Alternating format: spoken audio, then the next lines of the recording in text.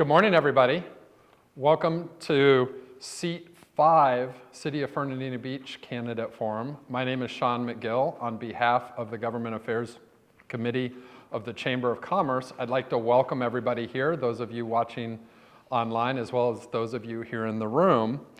I'd like to thank Meredith Lucas with Visual Impact for providing all of our AV services and making sure that we have over 1,000 views of each one of our forums. I'd like to introduce and thank our candidates for being here today, Mr. Darron Ayscue, Ms. Staci McMonagle, and Ms. Genece Minshew. Remember that our discussion here is not just a typical question and answer. We would like to have a discussion and a conversation. So my job is just to kind of keep that flowing. I'm not going to be fact-checking. If you say the sky is green, I might make a face, but I'm going to let that fly. Our topics for discussion come from the 5 pillars of the Chamber's strategic initiatives, and these are things that our over 800 members have found to be of interest to our Government Affairs Committee. And those pillars are innovation and economic development, business climate and competitiveness, civic and governance system, infrastructure and growth leadership, quality of life, and quality of places. And our audience here can write down questions. Our excellent chamber staff will get them to me. I will do my best to work those into our conversation, but if not, our candidates have agreed to hang out afterwards here to answer your questions in person. So now, each of our candidates is going to have 2 minutes to introduce themselves. I'll start with Mr. Darron Ayscue. Thank you, Sean, and thank you to the Chamber for putting on this and hosting this event. Ladies and gentlemen, my name is Darron Ayscue. I'm a local firefighter right here in Nassau County. I have been for the last 23 years. It's wonderful to be able to work along such a great group of men and women, and oftentimes I do come into the city from the county and provide mutual aid and work with the men and women up here, and they're an absolutely awesome group. My wife's here, Michelle. We've been married 20 years now. We have 2 children, one of them a pretty kind of an adult daughter. She graduated recently from Fernandina Beach High School, and she's attending JU right now. My son is a rising senior right here in Fernandina Beach High School, and he's skipping a grade. He was supposed to be a junior, but he's actually going to be a senior. My public service, besides the fire department, I was a former chairman and commissioner for Amelia Island Mosquito Control. We had a lot of wonderful things that we did there. We bought a lot of good equipment. We were able to take care of our employees, and we were able to do that on the rollback rate. So we did a very good job with budgeting. I understand how budgets work. My goals for the city, obviously, number 1 is public safety. Public safety is our number 1 goal as any role in government. Streamline some of the efficiency that we have, some city issues and things like that.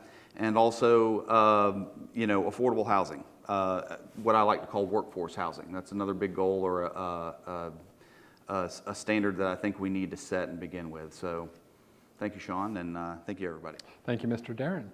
Ms. Staci McMonagle. Hi, folks, and thank you, Chamber, for having us today. I really appreciate it.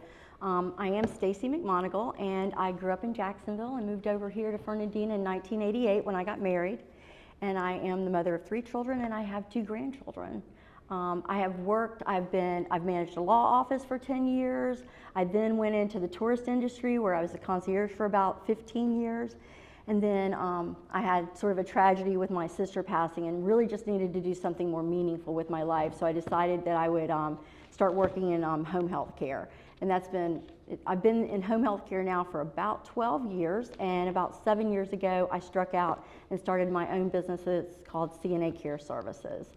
So I do have some business experience. I'm a micro business, okay? I like to put teams together, put them into houses, and then kind of manage those, and I work in a house myself. But anyway, totally about service. If you want to know what I'm truly about, I'm about service. I'm about we the people. So I'm about faith, family, I'm about freedom, and I love Fernandina. I decided to run here because of my 2 grandchildren. I really felt like this community just needed it needed to remain more the same as what I want them to grow up and where my kids grew up.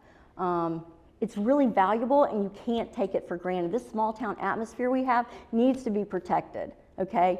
Yes, growth is necessary, but we need to protect what we've been given from our founding fathers and from the people that came before us. So that's why I decided to run. Thank you, Ms. Staci. Ms. Genece Minshew. Thank you, Sean, and thank you to the Chamber for having us here today. This is a really important part of the whole campaign season. I'm Genece Minshew, and I'm running for City Commission, Seat 5.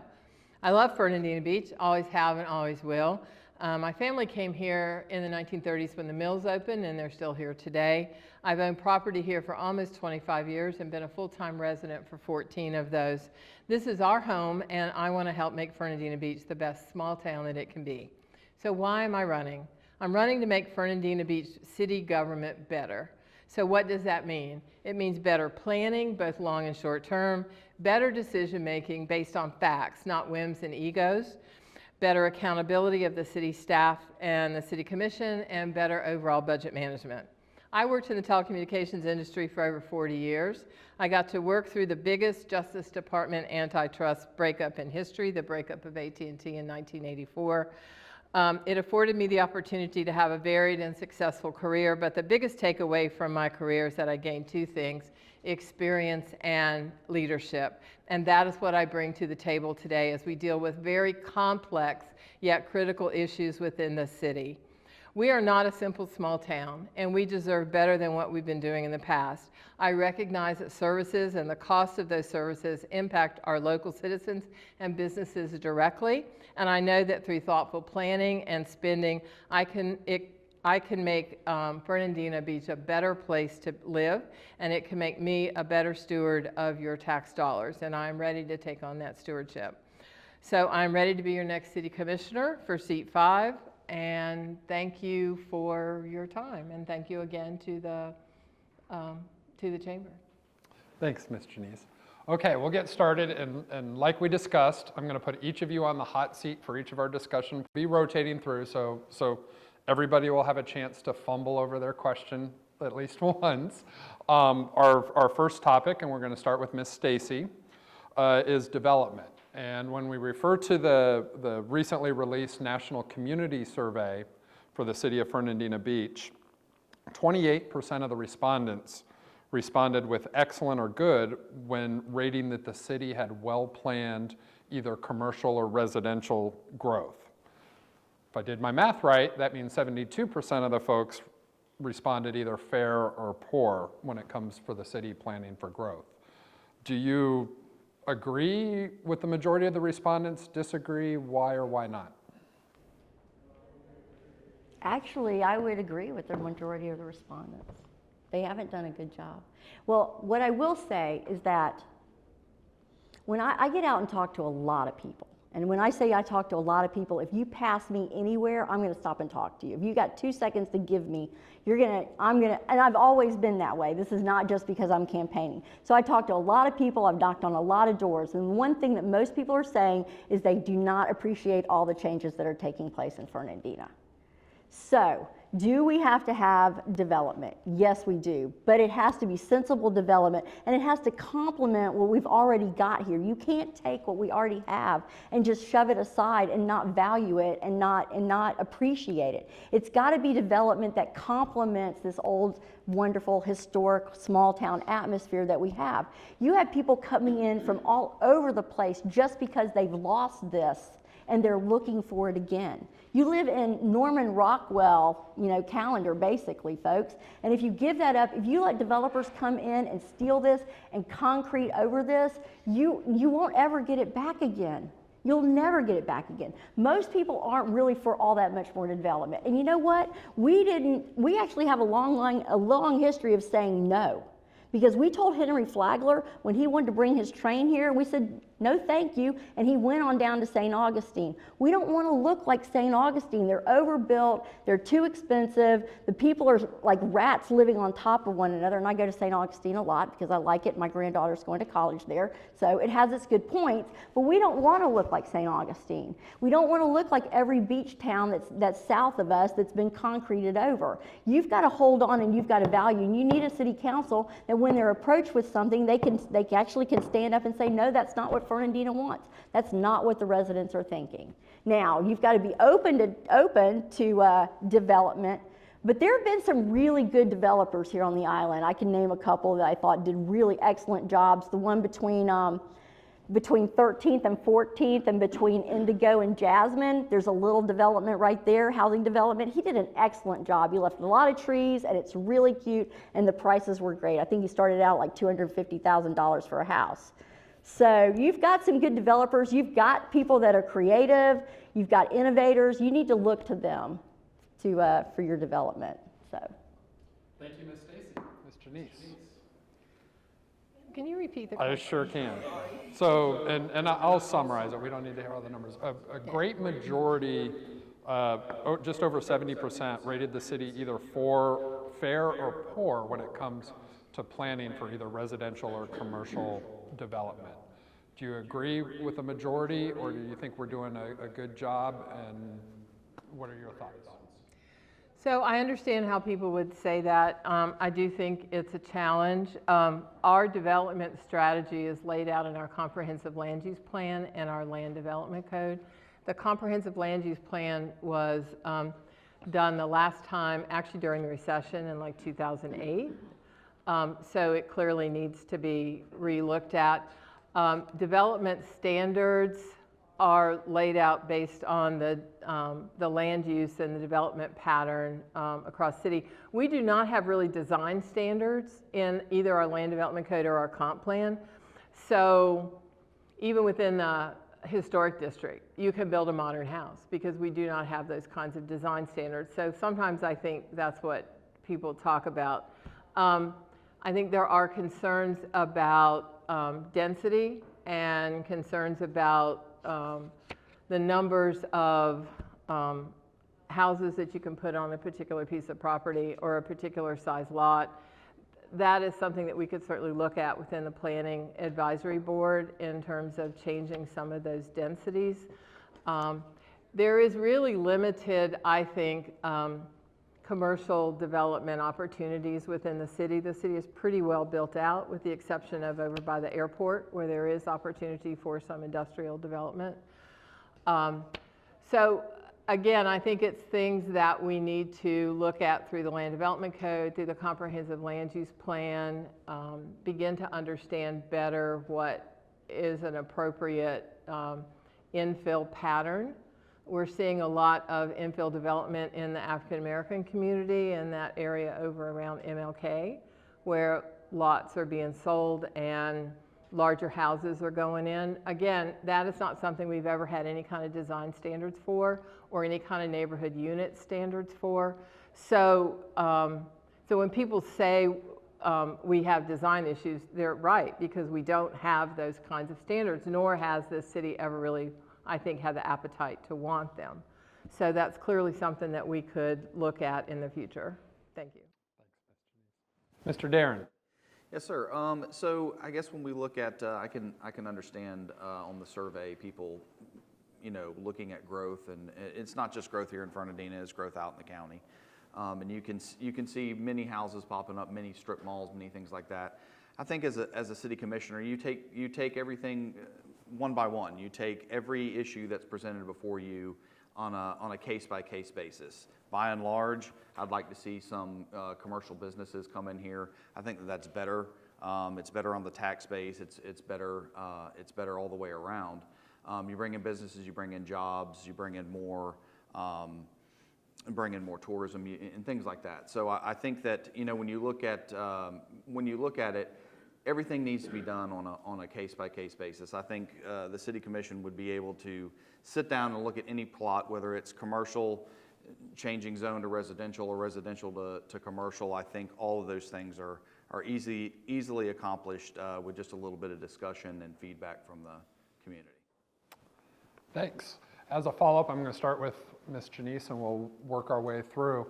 You had mentioned, there was a little bit of industrial land near the airport, and Darron just mentioned, seeing a preference for some commercial development. What would be an example of a business or an industry that as a commission you'd like to go out and attract and bring into our community? I think we need to look for low impact, industrial and commercial industry.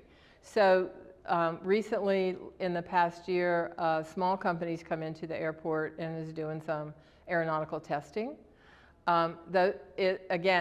It's not an impact to the environment. It's not an impact to the flora and fauna and all of that.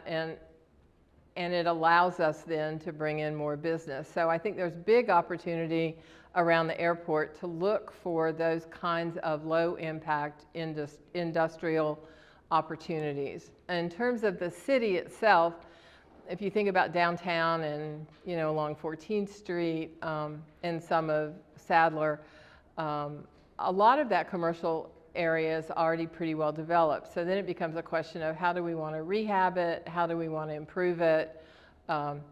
We can always look to bring in more small businesses. They really are the backbone of this community. When I started going to chamber galas, I was shocked at the number of small business owners who were there and also how young everyone was. So that gives me great hope for this community in terms of how we can identify small businesses through the Chamber's economic development and the county's economic development boards to bring more small businesses into the community.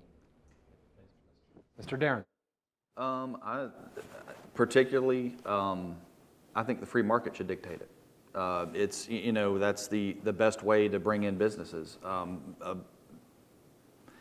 A commercial property, a residential property, whichever it may be, that developer, that person is going to be taking all the risk. So to me, whatever business that they bring in here is going to success. It's going to be a success or it's going to fail simply on the free market. So I don't have any preferences one way or the other.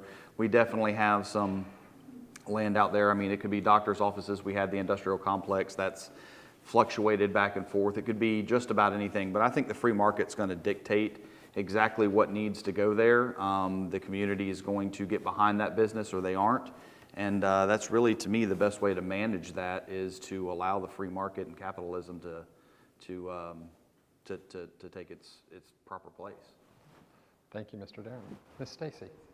So I happen to agree. Free markets definitely are going to rule. And they're going to rule because the citizens of Fernandina are going to tell you businesses what we need. And if you need a business, then a business is going to thrive. You got a lot of creative people out there. They're going to come up with great businesses. Government just needs to get out of the way and let businesses do what businesses do. The problem that government has with businesses is you're talking left brain, right brain.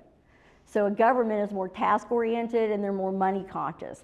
Businesses are very creative and they usually hire people that are money conscious, okay? So they're very creative. You gotta let them do what they do and you gotta give them what they need. You gotta lower their fees and you gotta lessen the amount of regulations you have and just let businesses do. I do feel strongly about a packing plant down at the harbor though, because we need a couple of shrimp boats back here. We're the birthplace of the modern shrimping industry and we need to really capitalize that, and the fact that we don't have any shrimp boats is we had to actually find shrimp boats to bless them for the shrimp festival. And I was kind of upset about that, but we need a packing plant. How about shrimp packed here in Fernandina, not in Mayport? I think that makes a lot of sense. So I'd really be behind that one.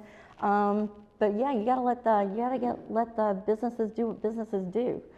If you do, you're gonna have a successful city. Because it takes both sides of the coin. It takes government and it takes businesses to make a vital and healthy city. It takes both. Thanks, Staci. I want to come back, and we're going to talk a whole lot more about doing business in the city here in just a second. But just in terms of development, Darron, you mentioned in workforce housing, obviously our businesses need folks and they need a place to live. Is it appropriate for the city of Fernandina Beach to take on that challenge and encourage, whether we want to call it workforce housing or affordable housing, and if it is appropriate, what can you do to encourage that? And I'll start with you, Darron. Absolutely excellent question, Sean. So it should be the job of the City Commission to take on that challenge, but we can't do it alone. It's going to take many, many partners, and that's partners from nonprofits like Habitat for Humanity, partners with the Chamber, partners with maybe even the Port of Fernandina. I mean, maybe they have some ideas as well. They house a lot of people. And sitting down with our county commission and having a good open discussion about workforce housing. And it may not necessarily happen in the city limits of Fernandina, but it doesn't mean that we shouldn't be actively looking on how to find affordable, or should I say workforce housing. We have a lot of teachers, firemen, policemen that need to be living close by. They need to be living close to the schools, close to their fire stations, close to the police department. And these are all things that I think we need to strive to work with all partnerships that we can possibly find in order to secure workforce housing. Yes, sir. Okay, well, workforce housing is not just a problem here in Fernandina. There's not a mayor in the entire country that won't tell you that he's facing it right now, and it's because of the way the markets have happened, all right? It's just, real estate has gotten way too expensive. The upside is that actually Denver is actually looking at some of the box houses that Elon Musk is now invested in, which you can do for about $20,000 for a house. And if you need to think outside the box. But it's going to take everybody. It's going to take businesses, and it's going to take the government to come up with a plan. But there is a plan. You can come up with a way. But you got to look outside the box. So if Elon Musk is creating a house for under $20,000 and it includes absolutely everything, maybe we need to take a look at some ideas that aren't just, build something and rent something. Maybe we need to. It's a problem everywhere, and you're going to have to look outside. Look at some other cities and see what's happening. Ms. Genece. So there's been little appetite in the past among the current city commission to make any significant changes to the comprehensive land use plan or the land development code around issues of density, which is tightly tied to affordable or workforce housing. And the ever-increasing cost of land makes this issue just more difficult every day. However, I don't really think that lets us off the hook. We should be working cooperatively with social service agencies as well as the county to look at opportunities both on island and off island for this kind of workforce housing. And I think we should take a hard look at city-owned property and the opportunity to use it for additional access to affordable housing. If you look at the city housing authority, that's very low density housing on a fair amount of land. If you were willing to take a hard look at that, you could actually significantly increase density on some of that city-owned property and add more affordable housing into the community. But again, my take on it is you can do anything that you decide you're going to do. You just have to decide you're going to do it, and then you figure it out. So until this city commission decides that they're going to get into the affordable housing deal or into the issue, then we could actually make something happen. As long as they're not, then it just is going to sit and percolate. Okay, thank you. I was going to move on to our next topic, but just when you mentioned Elon Musk, it got me thinking about Tesla transportation. And just a pivot, you guys all mentioned, both either on or off island housing opportunities. Is transportation and access another fix to this? What are your thoughts about public transportation? And I'm going to throw Genece under the bus first on this. So in the vision project that the Planning Advisory Board worked on this past year and a half, we spent a lot of time talking about transportation. This city, other than what the Council on Aging is doing, really effectively has no public transportation. And because we are basically a small up until this point, rural community, there's been less opportunity to do it. I think we need to take a hard look at transportation. I know the chamber and the county have already done some work on it. We need to be talking to the Regional Transportation Authority and to JTA and to the county about how we could even begin to think about carpooling. We could set up carpool lots off island and then have central drop-off places. A lot of the people coming in need to go to the south end of the island to work in the resorts. So this is not just a city issue. I mean, businesses have to get on board too, to say, I will meet my employers at this location and take them to work and bring them back. There are lots of innovative things to do. I think we have to start figuring it out. But you know, the other thing is, if you live on the island, by 6:30 at night, there's no traffic. Everybody's gone home. Everybody's off the island, or they've left their job and they're back to wherever their house is. So instead of sitting through 2 lights at 14th Street and Sadler, I don't even have to sit through 1. So it is also a big timing issue in terms of when people are coming on the island and what is causing that traffic. And I think we know and understand that. And again, it's another one of those issues. We just have to decide we're going to work on it and then work on it and not just wring our hands and go, there's nothing we can do. Thanks, Genece. Mr. Darron. I think Genece brought up a really good point about the employers and maybe their role when it comes to public transportation. So if you could partner with them, and maybe there's a way to have a public-private partnership, and you start kind of getting down that road of saying, let's take West Rock for example. Maybe we can have an off-site county place, and maybe there's something that we can do to bring a good portion of your workforce in, through buses or through whatever the case may be. And it's the same thing with some of the hotels on the south end of the island. I mean, there's opportunities there, I think, with a public-private partnership, or even just reaching out to the employers. I know there's a big issue and big talk about parking downtown and all those issues like that. And a lot of those issues are really mostly brought up about the employees parking on Center Street. So I mean, I think there's definitely some working with the businesses that our government could do that could really help alleviate some of the traffic issues.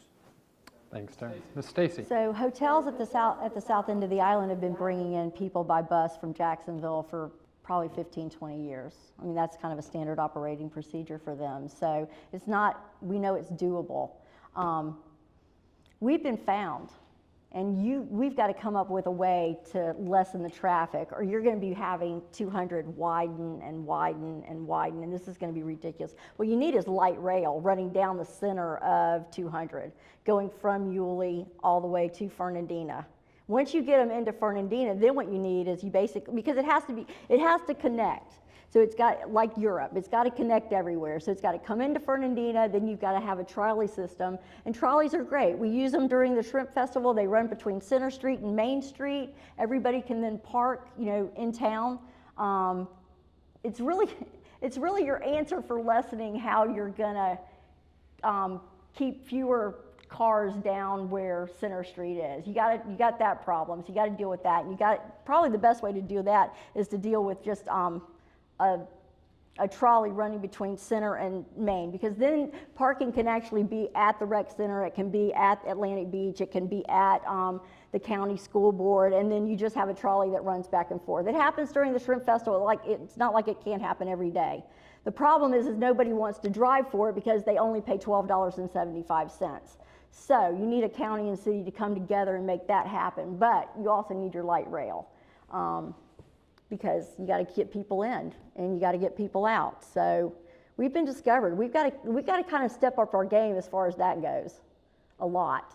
I don't think buses are going to do it. I think you need something that's really reliable and going to run on time, or people aren't going to use it. The problem with the Island Hopper is that first nobody knew it was there. Because if they'd known it was there, they might have used it, except it needed to be more efficient and more effective. If you're efficient, you're effective. Unfortunately, it wasn't extremely efficient, so it wasn't what we'd call effective. So.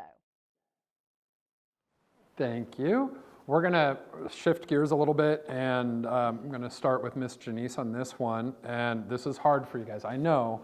First part of this, one-word answer.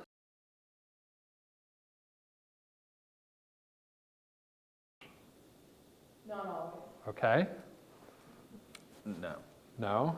No. No? Okay. Now you can take a breath, and Ms. Genece, go ahead and expound on that and give us your thoughts about doing business in the city.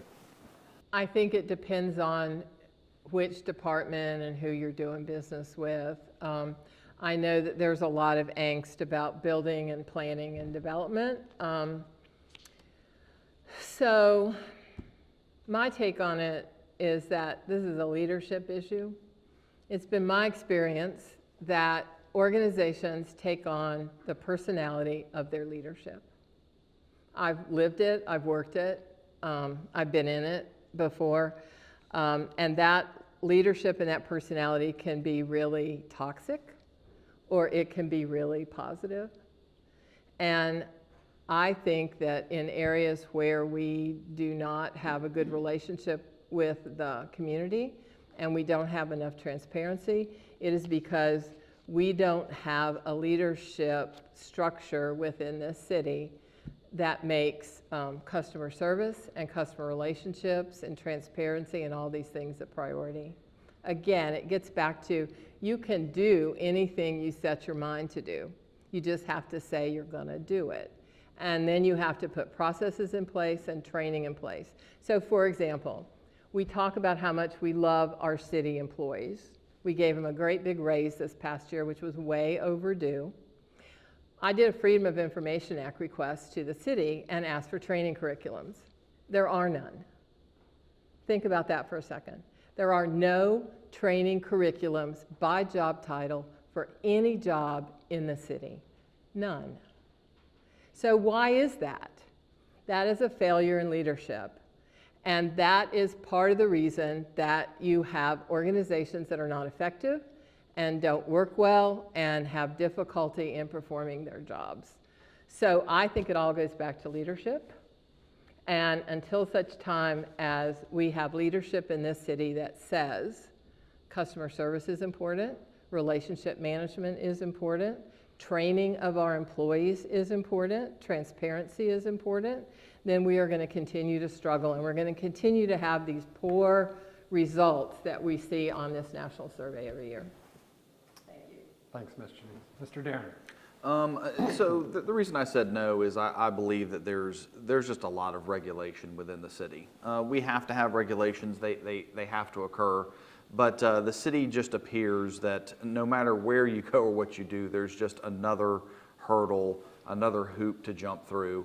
I believe that if we stripped a lot of that down, then we wouldn't have any problems, anybody having any problems doing business. And that's just not for the contractors or the builders or the developers. It's down to the person that's building a house here or they're renovating a house here. And they're going through so many hoops and they're jumping through so many things just to get their house built, because really they just want to move in. And the sooner that we can get them moved in, the sooner that we can get that house back on the tax rolls, the better it is for all of us. So the best way to say that the reason there's a problem is that there's just over-regulation in the city. I agree with that. There is overregulation in the city, and they need to simplify it and they need to reduce it. The real problem comes down to communication. Government and businesses are not communicating. And I know we have a lot of advisory boards, but as important as business is, you need an advisory board, and it needs to be manned by not just people from the chamber and other businesses in town, but you need people from the city on this advisory board, because this advisory board needs to have teeth. Most advisory boards don't have teeth. Most of the time, the city commissioners nod their heads and they kind of take whatever they have to say into consideration, and they do whatever they want to. This one needs to have teeth. If we don't start communicating, then you're not going to be able to build trust between businesses and government. And like I said before, businesses and government are the same side, are two different sides of the same coin. You need one another. Unfortunately, one is a left brain and one is a right brain, and you're not communicating If you can't communicate, you can't accomplish anything. But you've got to get the regulations simplified, you've got to reduce them, and you've got to get fees down.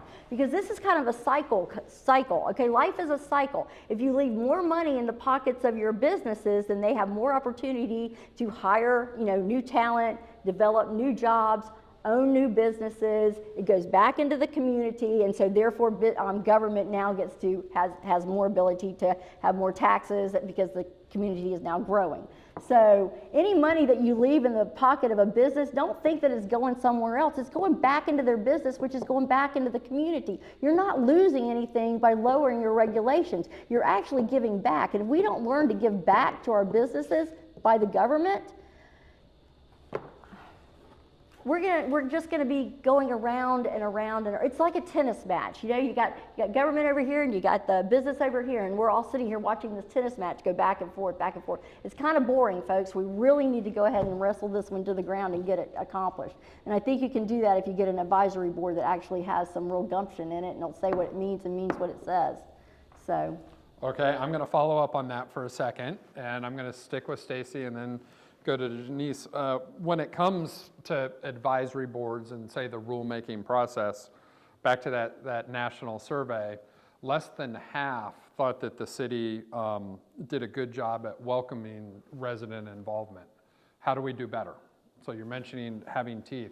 Give me some specifics.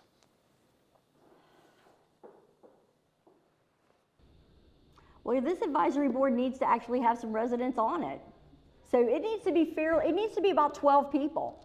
I mean, you need to have the city and the businesses and residents come together. And when I say it has teeth, it needs, when you're talking to the city, when anything that happens at a board, let's say the golf club or the airport, whatever they say is taken into consideration. But the city council never tells the city manager what to do to get it done. So, how does it have teeth?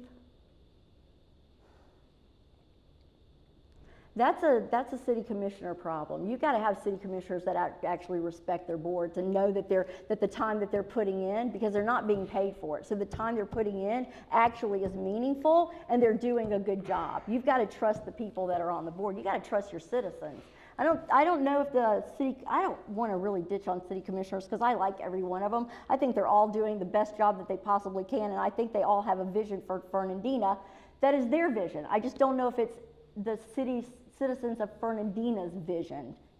That kind of needs to get hashed out. But anyway, I don't want to throw any city commissioners under the bus, but they don't tend to listen. See, when you communicate, 90% of it is listening, not forming your answer in a defensive mode. You've got to actually take in the information, and then you've got to do something about it. So you got to communicate, you got to coordinate, okay? And then you've got to actually execute something. Until the city commissioner is willing to execute what they've been told, it's kind of a loss. Okay, Ms. Genece. Basically the question being that when it comes to, we'll call it advisory boards, that less than half of the respondents to the survey said that the city did a good job welcoming resident involvement. So what are some ways we can do better? So I do think that there are some, so there are two kinds of boards on the city. There are the quasi-judicial boards that actually like zoning and board of adjustments, and then the planning advisory board, which although is advisory, functions as the planning authority for the city. So those boards make decisions. Some of those go to the city commission, some don't. They just go directly. If you don't like what your answer is, you go to court. The other boards are truly advisory. I think where we struggle in this community is with our advisory boards, in that I think sometimes they don't all have clear direction and clear understanding of what their roles are and how they interface with the city commission. So for example, why aren't advisory boards given yearly updates to the city commissioners? Some do, some don't. They do on a haphazard basis. I think there is opportunity to better listen to what the advisory boards are bringing to the table. But I think the challenge with these advisory boards is they often don't understand what their role is. And they don't understand their relationship with the city manager, the city staff, and the city commission. So again, it is all about communication, and it is all about listening. But I think those advisory boards struggle, and I think there may be an opportunity to look at how you might restructure them. Maybe you don't. We've got some advisory boards now that are talking about only wanting to meet quarterly. If you'd only meet quarterly, then why do I need an advisory board?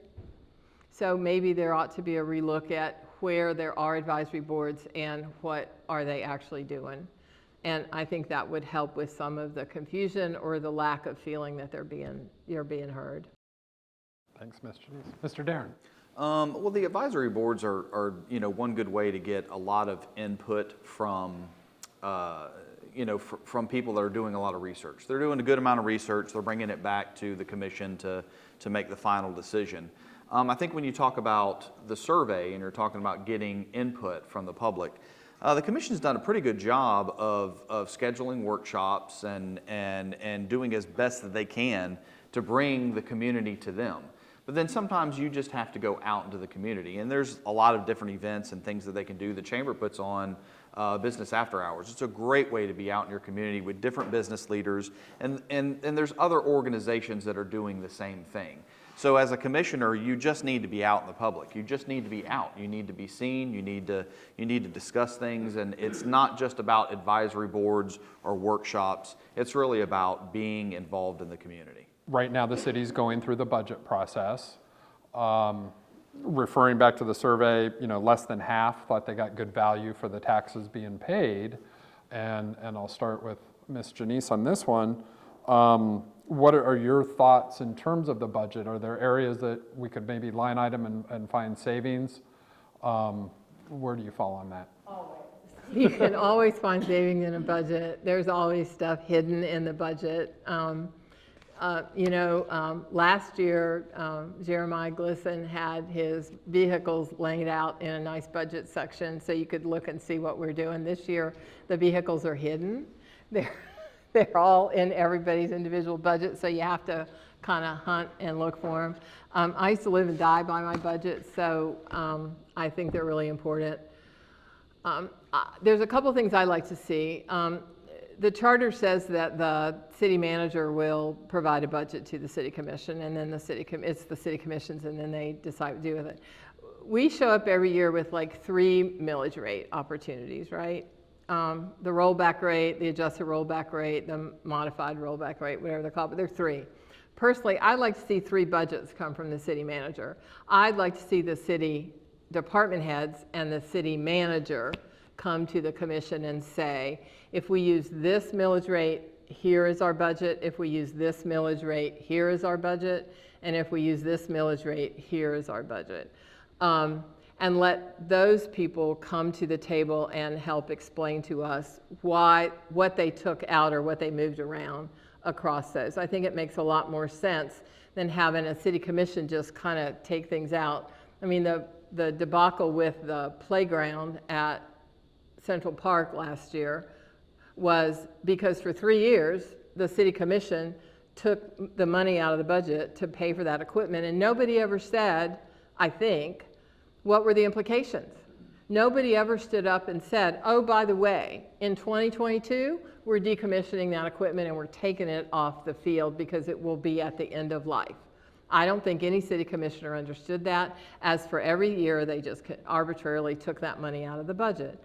I'd like to see department heads at city commission workshops. I'd like to see the workshops that are set up almost be like by department, so that we, the commissioners, and we, the community, and can understand better what's going on in each of these departments and what's important. I think there's a lot of different ways.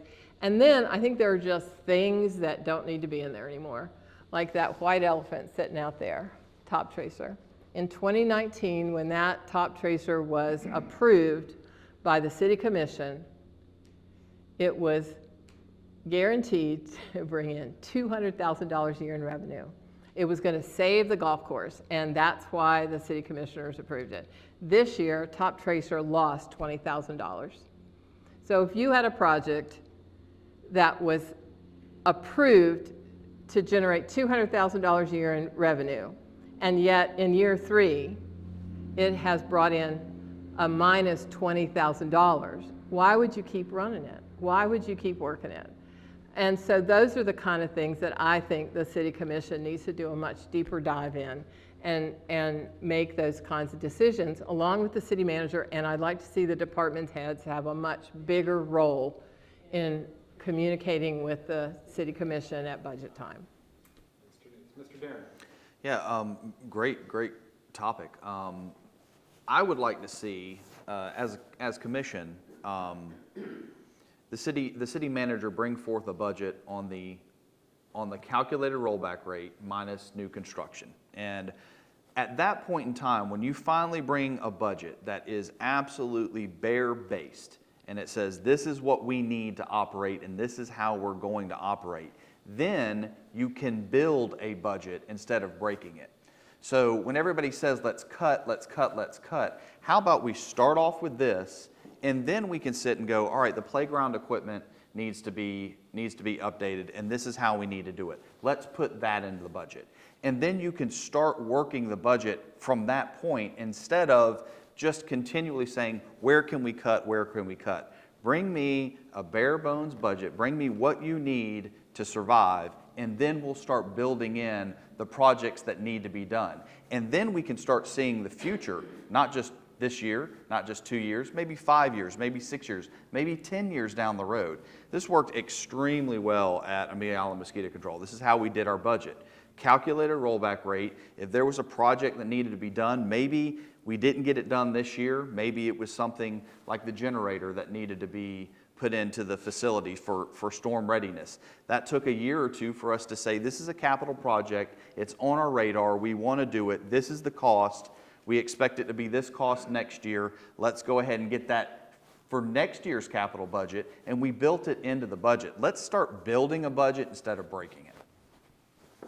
I would agree. Start with the rollback rate.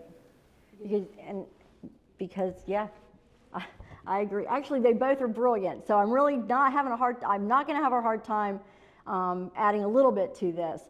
This is going to be.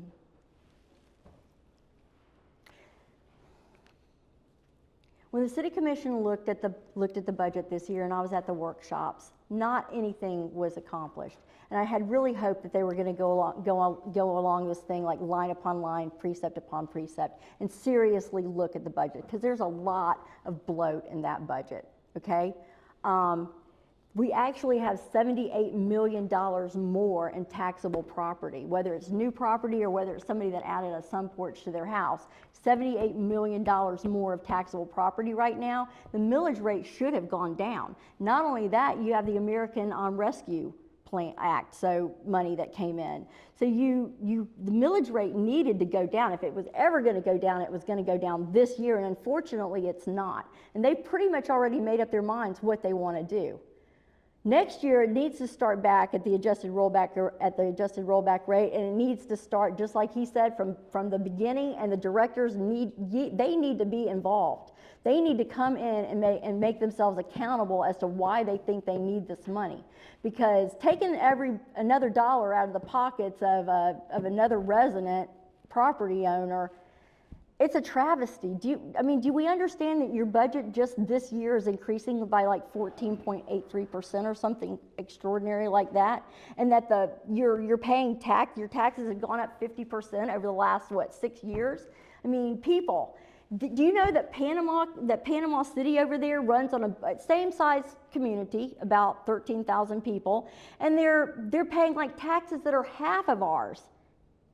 This is ridiculous. If we don't get a hold of this, then we're pretty much lost as far as everything else goes. And this is about transparency. This is about honesty. This is about the getting our inverted triangle. Like right now, the city commissioners seem to think that they work for, I hate to say this, but the city manager, but it's the other way around. They need to be telling the city manager what to do so he can tell his directors what to do, because the city commissioners work at the pleasure of the people, and the city manager works at the pleasure of the city council. So things are a little backwards right now, and if we don't get this straightened out, I think we're going to see even more problems, and you're going to be paying more taxes every year from here on now on, because they've kind of gotten into the idea that they can do this, and it needs to come to a screeching halt. Okay, and our last kind of thing, just in terms of budget, since we've talked about the cost-saving side, and you guys have all agreed that we can find some, it keeps coming back over and over, for longer than I've been here, alternative revenue sources, and the number one that everybody talks about is paid parking, whether it be downtown or on the beaches. So I'm going to start with Ms. Genece. What are your thoughts on other revenue sources? I've never lived anywhere else or worked anywhere else or visited anywhere else that I didn't expect to pay to park. And even in other cities where I paid very high taxes, I still paid to park when I went into the downtown. So for some reason, we have this idea here that those two things are completely separate. And so I think eventually there will be paid parking downtown. Frankly, right now, I just like to see them enforce the parking rules. I'd like to see 3-hour parking actively enforced downtown. I would like to see something happen where employers and business owners who own businesses downtown have an opportunity to park somewhere other than in front of their storefront. So that's the first thing I think we could do in terms of just beginning to take some steps. Let's just enforce what we have now. That would be the first thing. Parking on the beach is like another whole big issue. There's issues with the Army Corps of Engineers and the beach renourishment that's done up on the north end of the island, and what's the impact on that. I think I'm very concerned about what the county's doing with their parking survey and beach harmonization project and how that is going to all play out. I think eventually you'll have to have some kind of paid parking on the beach. Whether I see it in the next year, 5 years, 10 years, I don't know, but I think those are all inevitable. My take on the beach is if you need to just go early. That's how I grew up, going to the beach. So that you could find a place to park. There are very limited revenue opportunities in the city because of state regulations and state laws. And what the county controls. Bed tax is a great example of that. I think we're between a rock and a hard place on trying to find additional revenues, and we're nickel and diming our way through it. And paid parking is just one example of something that's very hard to do and very hard to get the community to accept. Mr. Darron. Thank you, Sean. I think if we go back to the original question, if you start to have a budget that is, again, based off the calculated rollback rate, you can start building in these things. You can identify if you need additional sources of revenue, but more than likely you're going to be planning ahead and you're going to be able to see this. But when you want to talk about paid parking, I'm against it. I'm against paid parking. Once it's here, it's here. It's not going anywhere. And we can start off by saying, well, we're not going to charge residents. We're only going to charge these people, or we're only going to charge those people. And at some point in time, everybody starts getting charged. And then it starts off at $2, it starts off at $3. Before you know it, it's 10 or 15.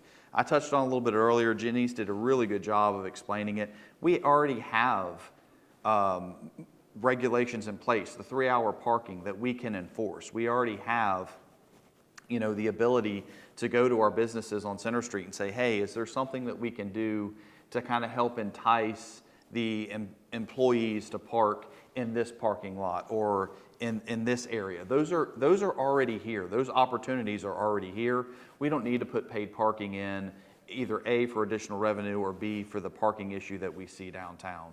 So I think that if we budget appropriately and we start with the calculated rollback rate and start to build from there, then we'll identify additional revenue, but I think we'll be a lot better off in not needing it, so. Ms. Staci. I'm not really for paid parking at all downtown, at all. I think you can set aside a parking lot and make that specifically for parking for people who work down in the historical district. There's a parking lot, I think, on Second that's a little bit down, and you actually could use that strictly for, so that you can get some of the cars off the streets that are trying to park there because they are dashing into work or whatever. So you need to do that. You need a parking lot just for employees of Center Street and the historical district. That would eliminate a lot of cars downtown. But then, like I said, parking downtown, I don't see paid parking. I really feel strongly about a trolley. I really feel strongly about that. I mean, I've talked to a lot of people and they think that's a really good idea. But you got to do it for a whole year, and people have got to get the idea that they can park and ride, and that it's efficient and it's effective. As far as Jacksonville Beach is actually doing paid parking on their beach, but they're only doing it on Friday, Saturday, and Sunday when most of the tourists and day trippers are coming in, and they're doing it by a QR code, which doesn't mean you got a meter. You're just putting your phone up there, you do the QR code, you add a little bit of information, it charges you $7 for the day. I don't know if that's true about the $7 for the day, but anyway, I'm making that number up. You're paying $7 for the day, and then you're out the door and you're on the beach. But that's, like they said, that's only Friday, Saturday, and Sunday. So it would be really abbreviated, leaving Jacksonville Beach to the residents not to pay on the days when they're probably going to the beach anyway, because everybody avoids the beach on the weekend if you're smart. This community is not a 9-to-5 community. Let's try and remember that. This community is a 24/7 working community. We work in hotels, we work in restaurants, we work at the mills, we work, we work 24/7. Nobody has Friday and Saturday off anymore, okay? That's pretty rare. Unless you're in a doctor's office or you're working for a bank or you're in the government, you're working Friday and Saturday, because this is a tourist-based community. So anyway, I would consider beach parking on a really limited basis for just those days, Friday, Saturday, and Sunday, but only with a QR code. And no, I would not support it downtown at all, not at all. Okay. Well, for our final topic, and it's just going to be kind of one question, you guys can answer it however you wish, which is governance. And we're going to start with Mr. Darron here. Back to that national community survey. Basically, just over 30% of the folks rated the city as excellent or good, that we were heading in the right direction. So my question to you guys, just under 70% don't think we're heading in the right direction. Do you agree or disagree, and what would you do to change that? So you look at government, you look at Fernandina Beach government, Nassau County, state, federal. I mean, I think there's a lot of distrust just all the way around, and it really does take it takes getting out in the community. It takes getting to know your constituents, being out there every single day, and that's how you're going to build trust, is just to be out there. When I look at those those opportunities to be out in the community, and you talk about service and you talk about leadership, that's kind of my thing. That's kind of what I do at the fire department. I'm out there. I'm talking to people. I'm with them in their worst hour, but I'm also trying to lead a crew and trying to do things like that. And it does take a little bit of leadership to work into taking the bull by the horn, so to speak, and getting out in the community and getting people to trust you and see that you have the ability to serve them and to lead them at the same time. So, thanks, Darron. Ms. Staci. Sure. Basically, that a great majority, just under 70% of the folks rated the city as either fair or poor when in terms of going in the right direction. Do you agree with that? And if so, what would you do to change that? Well, in talking to people, most people feel that the city's added way too many employees in the last few years. And they do understand that we've added the golf club.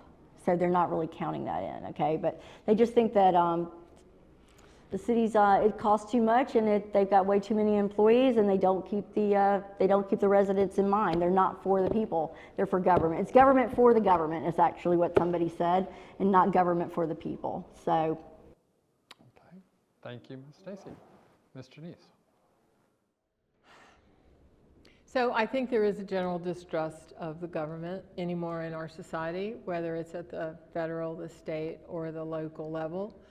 I think that there's a lot of things in this city that run very well. I think public safety runs really well. We have a really excellent utility department. We have very safe water. We have good sewer. We have a lot of processes and a lot of things that work really, really well in the city. And I think people forget about it, or they're just used to it. There are some things that we can always do better. We can always improve ourselves. And again, I think that comes back to leadership. And what is it that the leadership in this city, in this organization, is saying to their department heads and to their employees? I agree with Darron in that we need to get out more and talk, especially city commissioners.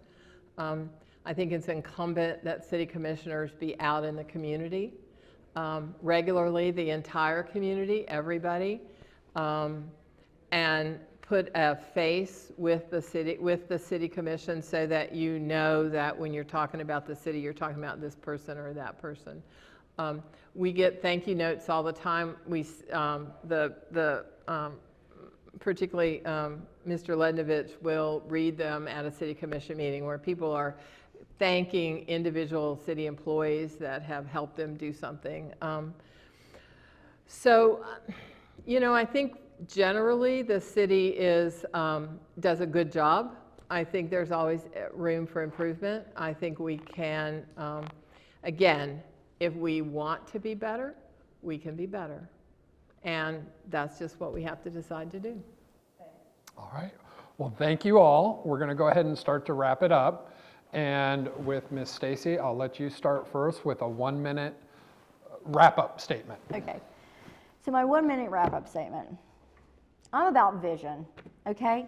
If you think about it, each and every one of you has a vision of Fernandina in your head. All right, you know exactly what Fernandina is, you know what you love about it, and you know what you want to hold on to about it. And you know 10, 20 years from now what you want Fernandina to look like. You've got to stay true to that vision. When you look at each one of us, okay, to decide who you're going to vote for, you need to have that vision in your head, because we can sit up here and give you all these kinds of answers, and believe me, I'm going to hear a lot of people about the parking thing, and I may change my mind about the parking. I'm a city commissioner. I'm just running for city commissioner. I'm out there talking to people every day. But what I do know about people when I talk to them is they have a vision of Fernandina in their head, and they're looking for somebody that's going to speak to that. Because 10, 20, 30 years from now, they want to still be living here, and they still want to be happy with where they're living. And they want to find people that agree with them.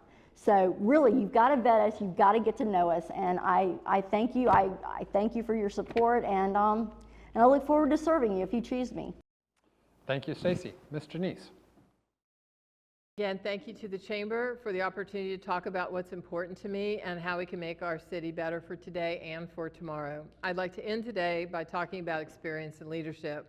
I worked for over 40 years in the telecommunications industry and had a very rewarding career that allowed me to gain the experience and the leadership that I can use to make Fernandina Beach a better city today and in the future. My definition of leadership is someone who will always look for solutions, be willing to listen to divergent opinions, and find common ground, and ask hard questions, be willing to make hard decisions, and never, ever, ever, ever worry about who gets the credit. Remember, I'm the candidate you see at every city commission meeting for the last 4 years. I'm the candidate who's not just a longtime city resident of Fernandina Beach, but the candidate who is also a longtime volunteer with government and with nonprofit organizations working to make the city better. I'm ready to be your next city commissioner for seat 5. You can go to my website, www.minshew4you, or my Facebook page to learn more about me and my plans, and I ask for your support and your vote on November 8th. Thank you. Thanks, Genece. Mr. Darron. Well, thank you, Sean, and thank you again, the Chamber, for hosting this event. It's been a wonderful event. I also want to thank Staci and Genece for such a wonderful decorum and excellent discussion. It's been great. Just to finalize, It's been a wonderful experience campaigning so far. We're out there, we're talking to people, we're out in the community, we're out there every day. So if you need anything from me, if you need any questions, I'm obviously always available. Website is www.darronayscue.com. I can give you my phone number. The Facebook page is also along with the website. So anything that you would need from me is there, but please reach out. Please call with any questions you have. I'll be happy to answer anything. So thank you. Thanks, Darron. And both Genece and Darron mentioned their websites. Staci, do you have a website, Facebook page? How can people find out more information? Find me by my Facebook page, Staci McMonagle. And I do a 3-minute, give me 3 minutes. I do it every Wednesday. I got something to say. And I'm trying to talk about issues that you might be interested in. So check me out. All right. Well, I'd like to thank all our candidates, not just for their time today, but for their investment in our community and running for office. I'd like to thank everybody in here for your time today, as this is our final candidate forum for the year.